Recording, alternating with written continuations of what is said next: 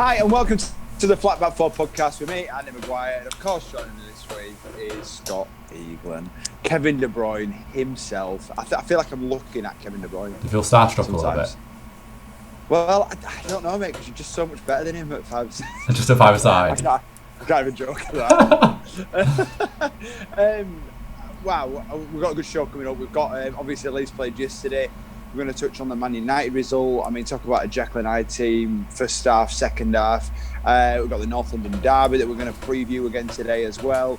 Man City kind of just sweeping aside Fulham yesterday. But it was a funny old day of football yesterday, because I think for Leeds fans, we're going to touch on Leeds first. We went into the game with, with the knowledge that we can beat Chelsea, but I think we also know that Chelsea at the minute, they're a good side. I think that everyone's kind of dark horse team for the league. If Man City and Liverpool really start slipping up, and Spurs, we've got to sling them in. But I think people look at Chelsea's team and actually think if they can be consistent. Now they've got a good goalkeeper. The centre back pairing in Zuma and Silva looks good. I think people are really looking at Chelsea a little bit different, and I've got to say I thought they were superior to us kind of all over the pitch yesterday. What were your thoughts on the game? You see the stats, mate, they were the first team to outrun us this season. Yeah. Which I think it did show a bit yesterday. It did show for the first time. I felt watching it, we didn't have that same intensity. You're not going to have it every game, are you? No, I don't think so. I actually think that fans played a bit of a part in that, actually. Maybe just adding that little bit of nervousness in our play. Leeds have kind of had a free rein, haven't they, in the Premier League this season so far, because not really had any pressure on them in terms of coming from the stands. So it'll have been a bit weird yesterday, but yeah, first signs of a little bit of fatigue. Not fatigue. A little bit of tiredness, maybe. I don't know. We go all at it in every game, don't we? And I think we kind of met our match in Chelsea this week. Lampard has played us 5 times now, hasn't he, over the last however many years. So he knows how to play against us. He knew how to play against us in the games that matter, doesn't he? So I was going to ask about that. Do you think that the Lampard key, because he has come up against the Bielsa team, where I don't think there's any other manager really that has, maybe apart from the teams that have come up with us, in that he kind of does have a little insight, because we've got a lot of the same players we've added, but he knows the Bielsa, tactically, I've been playing us a couple of times. Do you think that really did have a little bit of an edge? Yeah, probably a little bit, but saying that, Bielsa should know how to play Lampard, shouldn't he? I mean, we've played them 5 times, but listen, they just had better players than us, didn't they? They made the better substitutions as well at times when it was needed. I thought the substitutions bring Perfeda on were an interesting one. I didn't think he were needed at the time. I thought we just needed solidifying I think we just needed a bit of solidifying at the back, really. With I agree. Alioski looked a bit shaky. I think Harrison were a little bit ineffective. Llorente looked okay, didn't he, when he came on? We're going to talk about the Ooh. I don't know why was that? Well, apparently it was because over where the Chelsea fans were, he went into a tackle and apparently he made that noise, and then that was it. Oh, really? Okay. Apparently, so I mean, it was quite funny actually. But you know what? To be fair to him, and to the Leeds team, like you said, with the fans and adding that little bit of pressure, I don't think it was the worst thing in the world. And actually, I thought he come through quite good. I thought he was very assured. Definitely wasn't match fit. I think there was for the ball at the end when they scored their third goal, he looked a little bit like he played longer than it. I think Bielsa wanted to play him in an under-23 game this week. So, fair enough. Listen, but actually overall, I just thought Mason Mount and Kante, I thought their midfield in general, they just owned us yesterday. I thought they were just head and shoulders above us. Kante, you could have had 4 defenders, Kante, and Kante ran the show. It was that 2015 Kante, wasn't it? Why do you think it's taken so long for Kante to get back into that position? Because he's been playing more of an advanced role, hasn't he, for Chelsea under Lampard? Well, you've just taken the words out of my mouth. I think it's because he's been playing. With Conte, he was, as in Antonio Conte. Remember, he was playing him out of position, wasn't he? He was pushing him up. Was it Conte? Yeah, it was Conte, wasn't it? It was. He was pushing him up. He was playing in a wide, and then Sarri came in. He kept him in that position, and it all just seemed a little bit weird. Where I think we all realise that Kante is 28, 29 years old. He's won the World Cup. He's won the Premier League. He's probably the best CDM in the world. Yeah. In that, in that position, he's made it. He's made it the new Makalele. It's like the new Kante. Yeah. And I think now, Lampard's put him back there again, and he just seems to be in his happy place. And happy place, he's running after 3 men tackling. Yeah. And that's what he's good at. And we said last week, we talked about Phillips not having anyone to really mark, so he had that free roll. He didn't have that yesterday. I thought Mason Mount was superb yesterday. I've got to say, he was excellent. He was excellent. I don't know whether you call it a coming of age game. I've watched a lot of Mason Mount. I'm a bit of a fan of him, and I think that game yesterday, that high intensity, I thought he played with a calmness, which I've not really seen from Mason Mount before, and he looked stronger. Yeah, he looked stronger than yesterday. And I just thought that they just had us yesterday. And it's just sometimes it's one of them games, Scott, where you got to put your hands up and go, it's a better team won. Yeah. There's just no point in even dwelling on it. It's just one of those where you just go, right, we were just beaten by the better team, on to the next one. But we'd have won yesterday, we'd have been third or fourth. Yeah. Listen, I mean, if it's early days. That in December, it's early days, isn't it? But you look at their team now back to front, and it's such a contrast in it from like beginning of the season when they had Kepa. Was it Kepa? They had Kepa in at beginning of the season, and he looks a steal, doesn't he? In goal. Although it were a bit shaky for our first goal. Although a bit of a mix up between him and Zuma, wasn't it? But other than that, I think they were too far apart. Yeah. He looks a very solid keeper. He just looks solid from like corners, doesn't he? He's just really assured. Yeah. He's probably the closest. The longest arms I've ever seen. Yeah, but he's probably the closest. Such long arms. Do you not think though he's probably the closest thing to Czech that they've had since Czech, in terms of that he's got that really sort of lanky sort of stature. It seems like back. he doesn't shout. Yeah, watching him yesterday. And that would a bit like Czech though, wasn't it? Czech were a bit like that, He was just very, very calmness personified, and I think when you've got a particularly inexperienced back four in front of you, minus Thiago Silva, I think you need that behind you, don't you? Maybe I know that he's 28, 29, the goalkeeper. So he's played for a fair age for a keeper, and he's just coming to his prime. I thought the back four looks fairly solid. Can I just talk about Zuma, because I think, and I think I was one of them people. I kind of thought, I just don't think he's ever going to cut it. He's maybe like one of them defenders that will go to a West Brom and then I don't know. Do you know what I mean? You just kind of had that, but fair play to him. I think he's looked at the side of him and gone, right, I've got Thiago Silva here. Yeah. Experience, World Cup, played millions of games, and I think that's assured him. But he looks all of a sudden like this monster at the back that is going to win every header, every tackle. He's shouting, he's talking. Well, I think Silva, he is a talker, and but he's a calm head, and I think for the team that Lampard's building, I think they need that little bit of calmness at the back in Thiago, but I think they've got that rough and ready, and also now coming into his own in Zuma. So I think he's found the right balance with the keeper and the defence. Ben Chilwell, we all know what he can do.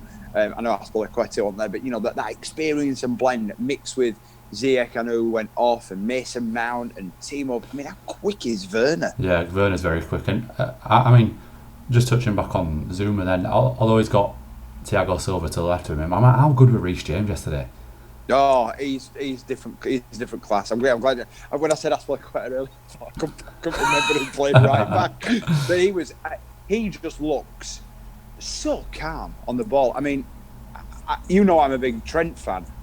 Defending wise, Reece James knocks him into the absolute, knocks him into oblivion. Football, I mean, but to be honest, Reece James has got a great cross on him as well. Yes, for that first goal. Good for Trent. Yeah. It's good for our right backs. Trippier, Trent, Reece James. Wan-Bissaka. Look at the. Yeah, I mean, Wan-Bissaka probably the best tackling. Kyle Walker. Player we've got. Yeah, I mean, I think I do prefer Kyle Walker playing inside, but England at that right side, if we can push Trent on and have Reece James, I'd like a Reece James and Trent, because Trippier's 30, maybe they change of the guard, I'm not sure. But Reece James, he's solid. Yeah, he's so solid. There's a lot to look forward to for Chelsea this season, I think, and it'd be interesting to see how they invest in January. I mean, where do they strengthen if they do need to strengthen Chelsea? Because before this week, I was thinking maybe they just need a bit of strengthening up top, and then Giroud bangs in 5 in a week. I know. Maybe they need another cover for left back, just for Chilwell. They've got Emerson, don't they? They've got Emerson. I know, but I think they need a bit of cover there. I think up front, like you said, they maybe could do with one more, for maybe even if it is one for the future. Just touching on Leeds, so like we said, these games are not going to define our season. Bamford scored again. It was a lovely taken goal. I just think it was go back to the drawing board, analyse this game, see where we went wrong, and go again next week. Really, just keep playing our Leeds play. I think actually the defensive, when Koch was injured, I think that sort of threw us off, didn't it? I think we didn't look comfortable, but we were hitting them on the break, weren't we? And I think Cooper and Koch have built up quite a partnership there. I think we've had like 2 or 3 clean sheets out of 4. And then we were just hitting them on the counter, and it looked as if it was going all right. They were still well in the game at that point, Chelsea. I mean, who knows what would have happened anyway, but yeah, I think that just knocks you for 6, doesn't it? If you have a substitution that early, especially with a guy who's coming on who was, like you say, you were aiming to have an under-23s game. Probably 65-70% fit, probably. If that, mate. If that. And he's got and he's got Liam Cooper, who's fairly inexperienced at this level. Same with Alioski, who you don't know what you're going to get from him, and same with Luke Ayling, who again is fairly inexperienced at this level. So, listen, it's one of them in it where you just sort of say, fair play, beaten by the better team, outrun by the better team for the first time this season. And I don't know if you saw our record, mate.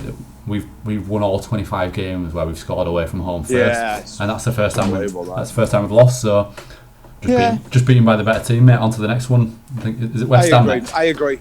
Yeah, and obviously that leads us on nicely to West Ham and United. West Ham have obviously had a great, kind of unexpected, no one really expected them to be where they are. We all thought that they might struggle. I think a lot of credit has to be given to David Moyes over the last few weeks, but yesterday it was a real Jekyll and Hyde performance from West Ham and Man United. So we look at that first half, and Man U looked like they just picked up 11 players, put them on the pitch, and just said, right, he's so-and-so, he's your right winger, just go and have a look again. They just looked shocking. Where West Ham, Jarrod Bowen, doing his usual stuff all over the pitch, he looked lively. I think for them, it was their own downfall. They didn't get that second for me. Because you knew that when they were going to go in, they certainly weren't going to come out you would expect anyway. I think Ollie would have got into them. But how did you take it from yesterday's performance with them? Mate, you hit the nail on the head with Man United. They are just a Jekyll and Hyde team, aren't they? You just don't know what you're going to get from them. And I think that is...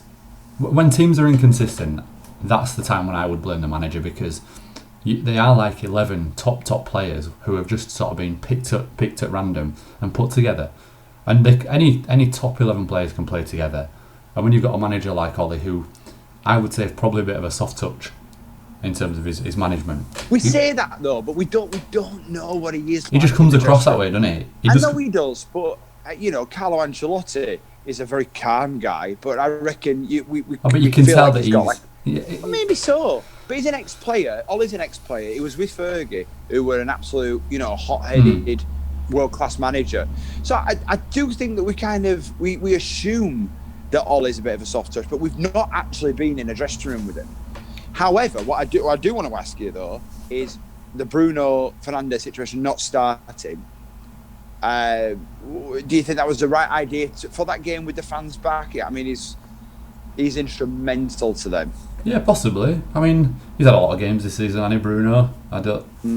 Maybe he just needed a little bit of a rest. And they had a game midweek, quite an intense game. Maybe so. I mean, it was justified in the end, wasn't it? Because they ended up winning the game, but. Listen, Man United have got a huge squad of players, particularly in that midfield area. So, although, I mean, I still don't rate some of the players that he picks. Anyway, I know Pogba had a decent-ish game in that second half. Yeah, it was a good goal, but I still thought, he gave the ball away so much. Yeah, he just gave the ball away too much. For a top midfielder, you can't be doing that. No. Mata's ball to Rashford. Oh, it was unbelievable, wasn't it? Yeah. I mean, the run was good, but the Mata's vision of seeing that, there's only... I don't care what you say. There is very few players that can see that pass. Probably De Bruyne, that you think, but Mata is.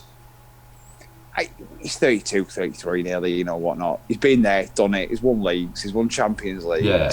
And I think when Rashford, Bruno, and Mata, they just turned on that little bit of style, and that's what they actually did. What I thought West Ham could have done if they'd have kept on that intensity. Yeah. and they went on and got 2 or 3, and it actually looked a really easy win on paper for Man United, but it was far from it. So Dean Henderson was in there. He looked, he settled down. I thought he looked quite good. They were just such a different side that second half. Yeah. Do we think Dean Henderson will be the longer term replacement for De Gea? Do you think this is probably his last season? I think so. It's been his last season for 4 years. Yeah, I know. If it weren't for that fax machine, I don't know. I think you got to look at where would De Gea go. If I know All Black is obviously a very well touted goalkeeper, you just see De Gea back at Madrid. Which Madrid I don't know, but you see him back in Madrid somewhere, don't you?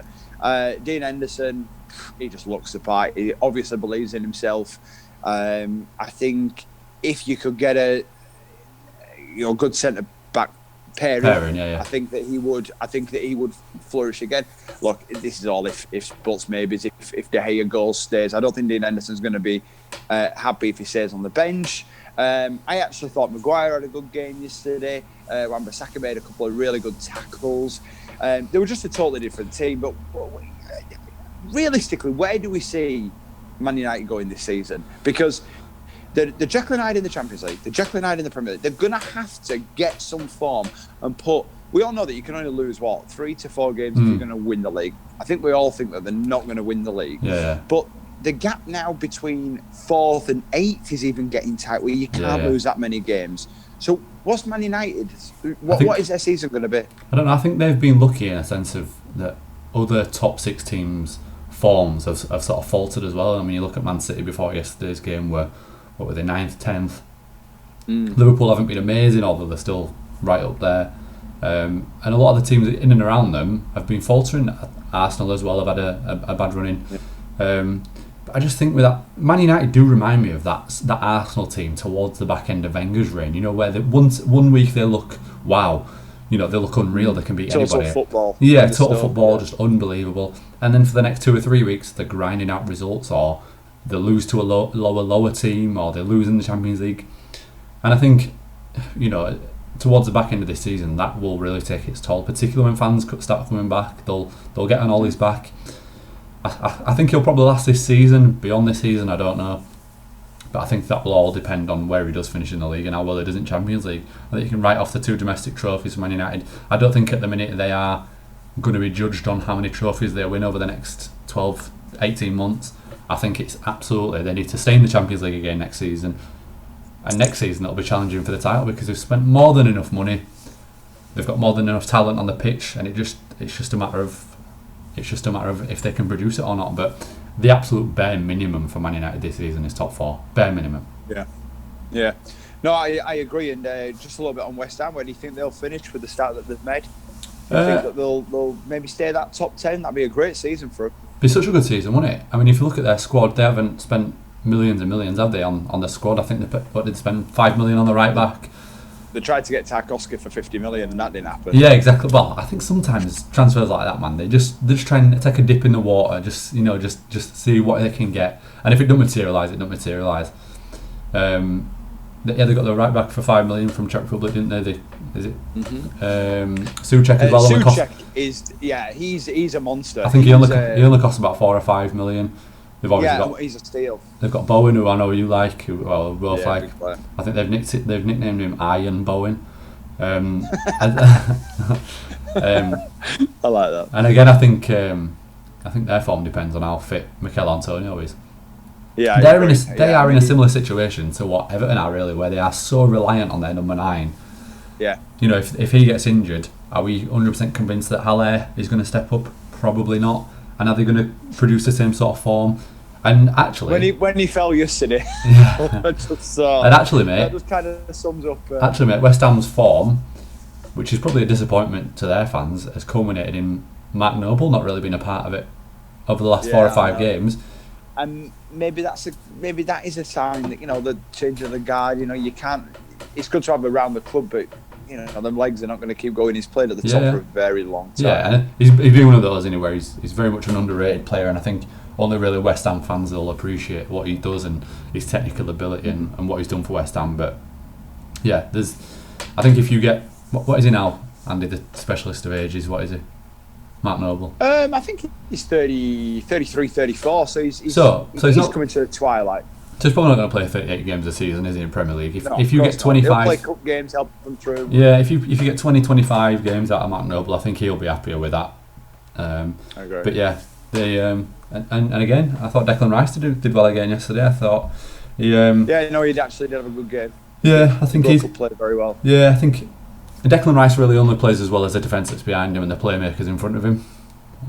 So you definitely see Declan Rice as a CDM. Oh, 100%, mate. He's not a centre back and he's not a creative midfielder. Yeah, I see it on Twitter. And mate, can we just dispel the myth that he's the same type of player as a Harry Winks or a Calvin Phillips? He's nowhere near those types of players. No, he is just a break-up player. Yeah, he's a break-up of play. He's the old school simple pass. Yeah, simple pass. Pass it to players who are better than him. That sort of David Batty role of, I'll get the ball, pass it on.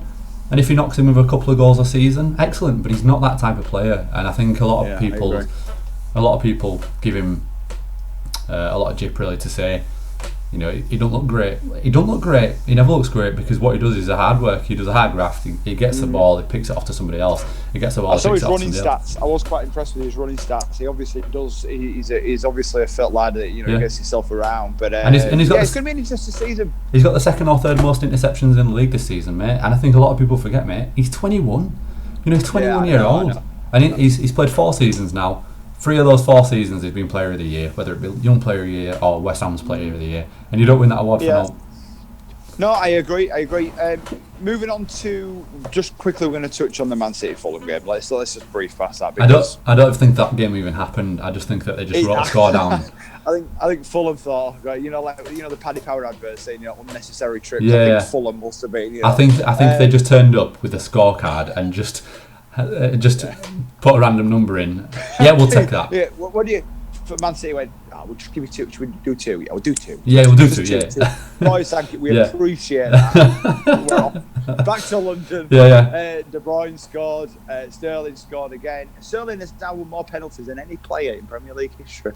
Yeah, and you don't really think of him when you think about players who win penalties, but you don't really think about players who really go down in that sort of area, because if I'm a striker and you're a striker, mate, I think if you get into those positions, you don't really want to go down, do you? You want to score. Well, I mean, we talk about the VAR decision. I mean, I'm just flipping back to that Leeds game yesterday, the Kevin Friend incident with Rudy Paveda tried to sit down his feet, and that probably cost us. Oh, listen, we could go on forever about that, but Man City didn't make a sub yesterday. Very interesting. Correct, Andy, and that was a very good observation. Why did they not make a sub? Because they didn't need to. Because the players are fit. Because they're playing the same amount of games that Liverpool are. They've got the same size squad. So why do we need 5 subs? You tell me. I think we know that Klopp was just heated up after that game. I think that was a combination. I still think it's coming, that though, mate. I still think 5 subs are coming. Well, we'll say, Liverpool are the flavour of the month at the minute. They are the champions. You were like Man United back in the day. Everything seemed to go with them. I don't know. We'll have to wait and see. I hope not. I really do hope that they use the head and don't do it. Injuries are just part and parcel of the game. If you're lucky, you're lucky.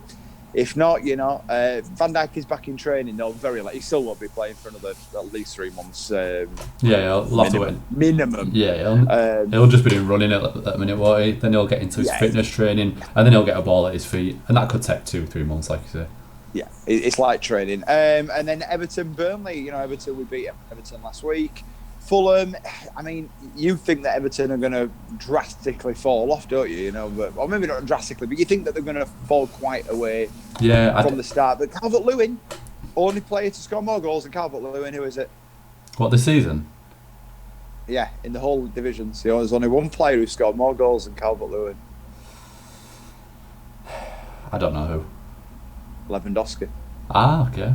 Okay. So, I mean, I think if they keep him scoring, then they're going to have half a chance. Yeah. But Burnley, it looks so. They were back to Burnley a bit yesterday, and they frustrated Everton. Yeah, they did. Yeah. They looked like old school Burnley, like you say. I think they are heavily reliant on Chris Wood, Ashley Barnes, James Rodriguez. I think if they aren't firing, there's not many goals from elsewhere. I know Dwight McNeil tries to chip in, but he's not really a goal scorer. Is there any other goals in that team anywhere else? Well, no, but the big thing is as well is they have Nick Pope as well, and if he can keep as many clean sheets as he can, he looked great again yesterday. There were only one instance where he punched, was usually quite assured. Yeah. But they are very solid though, aren't they, at the back, Burnley?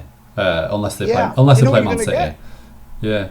Here's a question for you, mate. Here's a question for you about Burnley. Do you think sometimes that because their players play for Burnley, that they're maybe not picked for a national team? I'm thinking of Tarkowski. I'm thinking of maybe Dwight McNeil. You know, a couple of months back, mate, Dwight McNeil weren't even picked for the under-21s.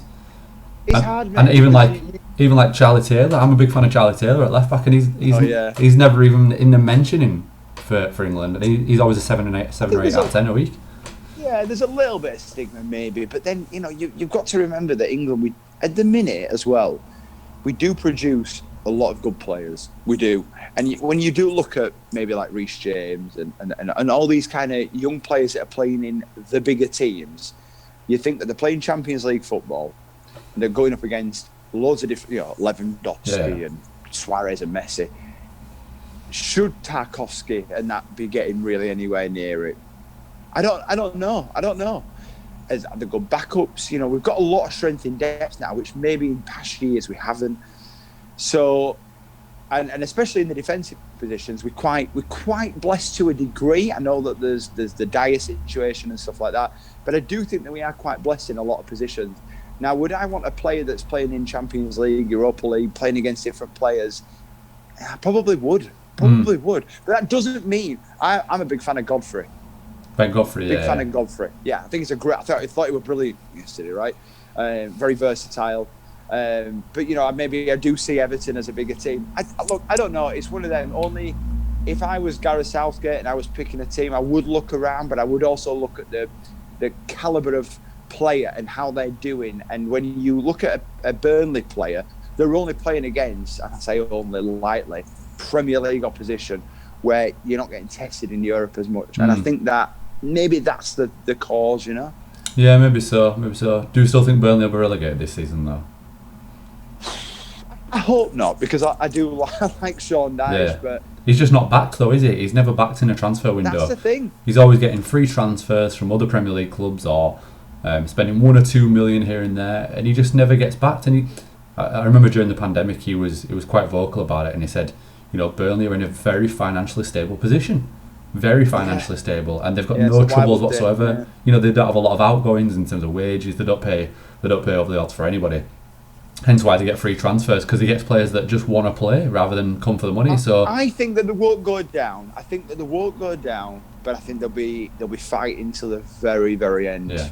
Very end. I've changed my. I thought early on in the season they'd go down, but I think Sean Dyche. Yeah, I know. He just gets the best out of his players, doesn't it? I think it all depends on how they invest in January. I think if they were to get 1 or 2 just little bits of quality, in that midfield area or another striker, they've got all their strikers are very much the same sort of player out there. Chris Wood, Ashley Barnes. You know exactly what you're going to get. Yeah, Chris Wood, Ashley Barnes, Jay Rodriguez. I know you're a big fan of Vidra, Matai Vidra, who can't even get in the squad most weeks. Can't even get nowhere near. No, because he's not part of that. He's not one of them sort of big strikers, is he? But I think they lost Lennon in the summer as well, and they didn't replace him. They don't really have a midfield. They've got like Ashley Westwood and the guy from Dale Stevens from Brighton, but these aren't players that really scream Premier League, are they? No, I know. Do you know what I mean? No. They're not real. The scream. Glenn Whelan, solid. Oh yeah. And it kind of shocked me. It kind of shocked me that Glenn Whelan didn't end up at Burnley. Yeah, absolutely. If ever a player, you think to yourself, who's played for Burnley? You put Glenn Whelan up there, but actually, Ian Wright. Yeah, I know Ian Wright. Yeah. But anyway. You could pick players out of the air who would move from a club to Burnley in January. Players like I walk down the street and I see someone, I go, he could play for Burnley. Just because of his stature. Do you know like somebody like a Craig Dawson or somebody? Oh, 100%. Do you know what I mean? Yeah, he's definitely played for Burnley. 100%. Thiago Silva's not playing for Burnley, No, is he? he's Let's not, be honest. not going anywhere near it. He doesn't even know it exists. Well, some 36-year-old Russian is playing for Burnley. Right, listen, if there's any 36-year-old Russians, we're not, any prejudice. Listen, I want to preview the North London derby. How long have we got left, by the way? How long have we got left? 5 minutes. Right, 5 minutes. I want to do a quick 1 minute, and then I'm going to ask you something that you asked me last week in that little game, but I've got a little game for you, okay? So, North London derby. Spurs flying, really. Arsenal, dreadful. So Arsenal win? 3-0 Arsenal. Yeah. This is a must-win game, man. They'll go 11 points behind. I think about 10, 11 points behind. Big. But I still think it's a bigger game for Spurs than it is Arsenal. Oh, no, I agree. But even with the form that Arsenal have been in, I still think it's a bigger game for Spurs. If Spurs lose this, man, I mean, they want to keep pushing for that title, don't they? And they are in a title race, man. They are 100% with the squad that they have. December and you're top of the league, you are getting there. When they've got the players that they have and the depth that they have, they are in and about it, and it's a huge game for them, man. But Arsenal. Do you know what sums this up? When we talk about Spurs and Arsenal and Mourinho, and one of the best signings of the year, you think to yourself, these players, but yet Højbjerg for Spurs has been that typical Jose Mourinho signing that has just he's epitomised what mate, Spurs. He's had that same sort of player in his last few teams, hasn't he? He took Matic from Chelsea to Man United. He was that type of player, just that sitter, just sort of holds play. But yeah, it's a bigger game for Spurs. We'll talk about the actual game after. We'll do an analysis. God, I can't speak. We will analyse the game after. Give me the score though. What do you think? High scoring 0-0. I say 2-0 Spurs. I don't think Arsenal score. No, I don't think Arsenal score. You don't think Arsenal score? As I say, that Crystal Palace has just scored against West Brom. So excellent. Okay, thank you. And I think it was. Oh, it was an own goal. There you go. Right. You asked me last week to explain, why Chris Wilder. And anyway, if you watch the podcast, I want you this week, right, to explain to me why, if you wear Nike coloured boots, okay, you have more skill than if you wear good old black Puma boots, or Deodorant. What is the difference? What kind of caliber of player do you have to be to wear these kind of boots? Coloured boots? Yeah. I think players like me and you, Andy. Players with pace, with skill, with the 97 pace. I thought you were talking about us. Yeah. Players with 97 pace, on FIFA. As soon as I see a player with a yellow boot, I stand off as a defender. Just score. Well done for wearing coloured boots. Step over. Step over. Just hurry up and do the step over. I know you're getting past me. If I see somebody with black boots, I'm not scared. Come at me. I'm just not scared at all. If I see coloured boots on we're playing five-a-side. If we see a full team of players who are wearing coloured boots, we might as well just give up the game, aren't we? Because we just know exactly what's coming. But you know at the start of the game, don't you, Scott? If they move over to the right or left, But I will say this: players with coloured boots have no technique.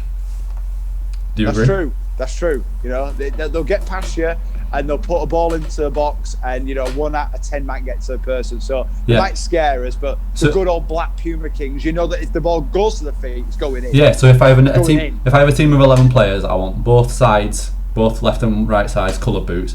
The 2 in the middle don't need them black Puma Kings. Great, mate. Great. Because it is. I was actually. I don't know if you were listening to Matt Ruston. He was talking about how he got yesterday, and he will get his stick for it because someone said, "Are you going to referee the game?" Because he just got plain boots. But Maradona wore Puma Kings. He did, man. He did. For his career, and he did the old. He did a few step overs in his time. God rest his soul. Bless him. Bless him. I can't believe that was last week already. It's just flown by that, isn't it? Incredible how fast. I know. It's unbelievable. They've renamed the stadium, haven't they? Yeah, good touch as well. I think. I think that will come. That will come in, won't it? That will come in. I think. I think the whole retiring the number 10 at every club he's played for, a little bit much. Yeah, a little bit much. I completely agreed with Jude Bellingham's number being retired at Birmingham. But not Diego Maradona. No, them 17 games that Bellingham played. I mean, you can't. You know? I mean, I could name you all 17. You know, for those under 23s. It's going to be an interesting Christmas period, really, because of the because of the amount of games and the fact that the Premier League is still wide open at the minute because Liverpool have not stamped their authority, same as Man City. Spurs are up there. You can't write Chelsea off. It's going to be, I think, maybe January 10th after the third round FA Cup. If we look at the league, then that's where it's really going to tell us a story, isn't it? Yeah, I think once all the competitions are up and running, once the League Cup is fully, into the last stages. Same again with the FA Cup. I think once you get to the 4th, 5th rounds of those, I know they're only playing one game now instead of a replay, no extra time. So I think you'll start seeing the Premier League sort of take a shape around about that middle of January, late January time. And a great draw for Charlie again, another one, and Marine as well. Absolutely. Marine at Spurs, Mourinho at Marine. I know. You feel like, where the hell are we? Yeah. Are these houses? But it'll be. Okay, it's a good experience. We'll talk to Matt. We'll get Matt back on. I mean, if they get through with that round, I mean, we might not see him for 6 months. Never It took him about 5 days to reply to me after the draw the other night. But listen, it's going to be an entertaining few weeks. We're going to look at the North London derby in the next pod, and it's going to be interesting, this Premier League. I'm starting to really get excited about it now because I think it's finally taking shape. But for me and you, the time is now to finish, Scott. Beautiful. It goes so fast, doesn't it? 40 minutes. 40 minutes. Listen, make sure you like us socials, give us a share, and we will be getting more guests on in the new year as well. We're enjoying doing this podcast. Are you enjoying it, Scott? I'm loving it. I'm loving it as well. We will see you next week. See you later, guys.